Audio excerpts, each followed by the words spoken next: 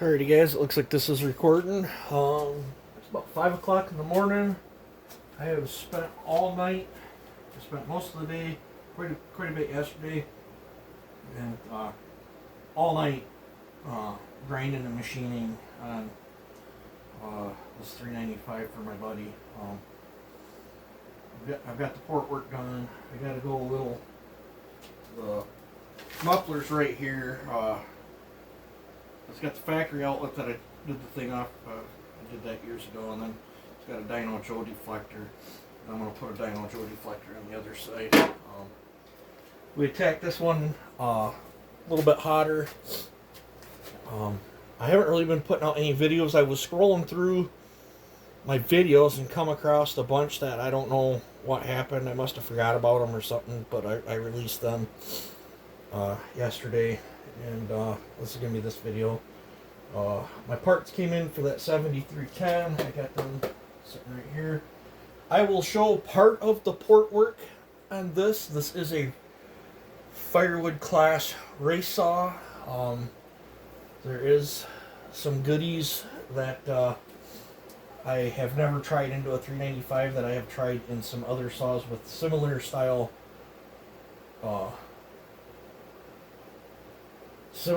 cylinder, same design, that I had really good success with, and not many know about it. I'm not gonna disclose it. So if you're wondering what the blue tape is, that's hiding some Go Fast secrets.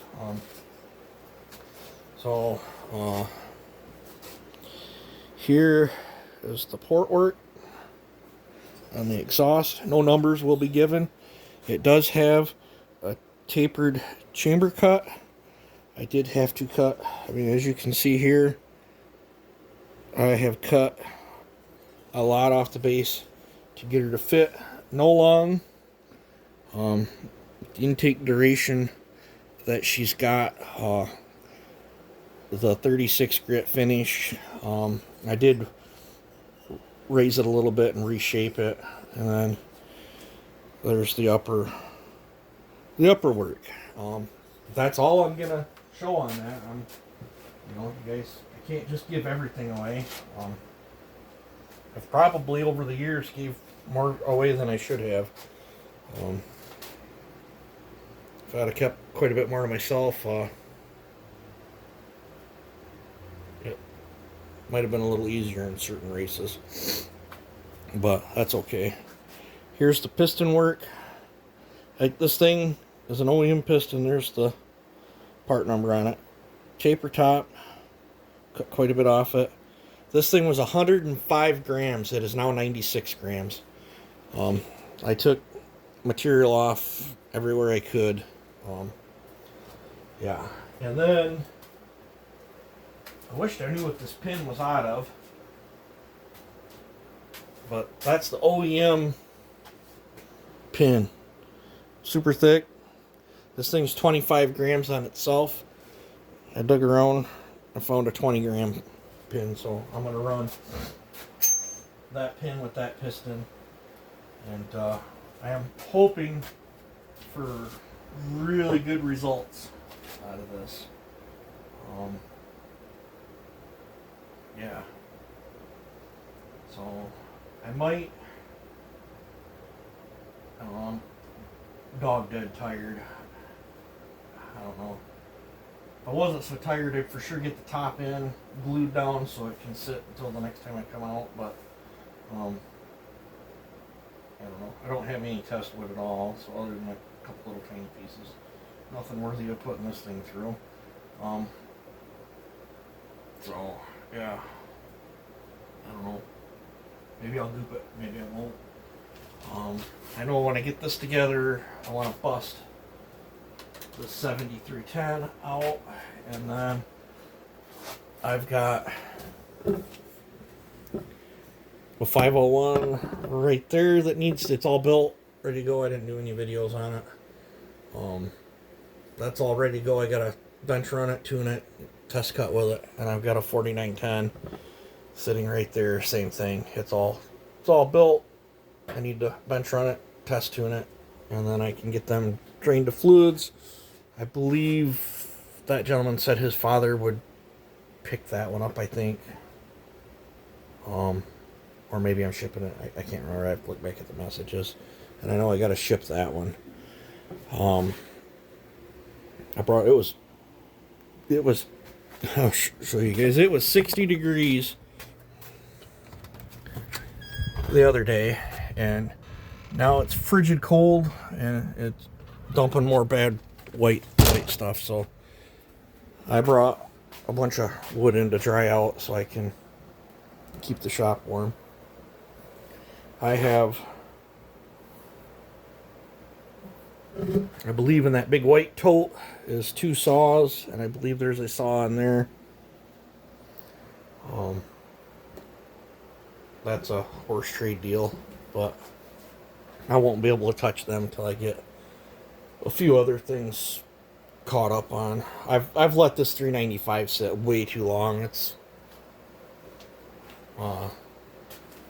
I've been sitting on that saw since October, so finally now just getting around. I believe he wants to run it at tip up, so I've got a 501 and a 4910 over there. I got a dial in too. I believe both of them are going to be run at tip up too. This one I might just take a road trip and deliver. It'd be good to hang out with the guys down there. Plan it like on a Saturday morning or something. Jet off out of here at like 3 in the morning or something, 4 in the morning. Maybe I can get down there in time for breakfast and then hang out with them. Maybe we can do some testing and tuning and get some footage of it. I don't know. But I can't believe how beat I am. I'd probably go convert that to pipe muffler mods if I already didn't have the deflector on it. So I think with the new formula, it's going to want more exhaust.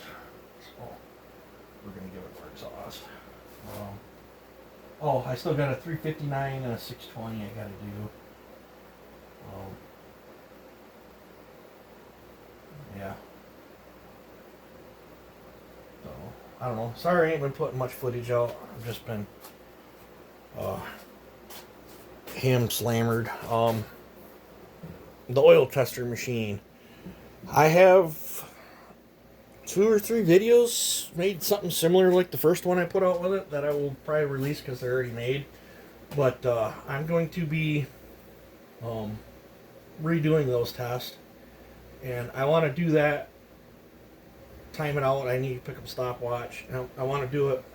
I play with that when I'm all caught up on saws and other things to do. But I think I'm going to do it until it squalls. The second it's squalling, the oil's not doing its job.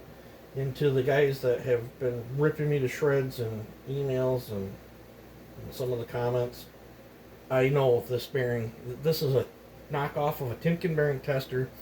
It was designed to test gear fluids back in the 30s. I know it doesn't simulate a 2-stroke engine. I know at best it can simulate maybe a camshaft lobe on an old flat tappet, and it can simulate, kind of like the splash gear systems that's in your rear ends.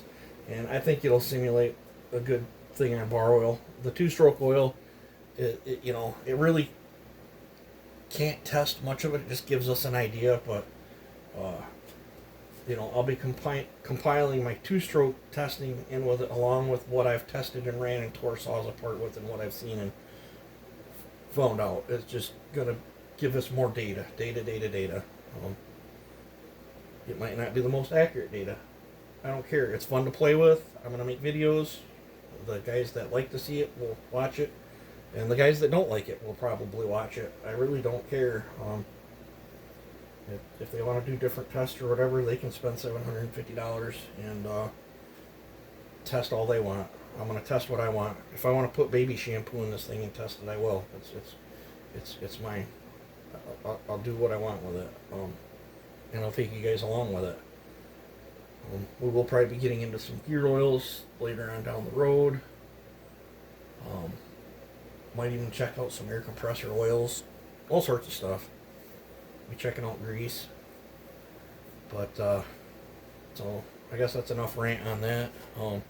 Hopefully that doesn't irritate too many people, but it is my toy. So, but yeah. So I think I'm gonna call this a video. I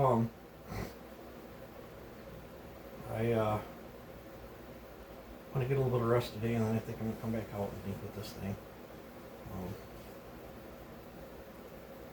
Yeah. Jones and Hard. I've got a couple clone 395s coming. One is coming that I'm going to build for someone else, but I have two that will be mine. I am seriously contemplating. I've traded off my Tenon, the one I call the Get Together, the one with the really crazy loud pipe on it, my 661. And I am seriously kicking around the idea of selling my other 661. So if I get that clone, I can build that clone and dual purpose it. It can run in Clone Wars, and it can run in the 6 Cube as well. And that would just cut down on one more chainsaw that I don't have to transport to and from races.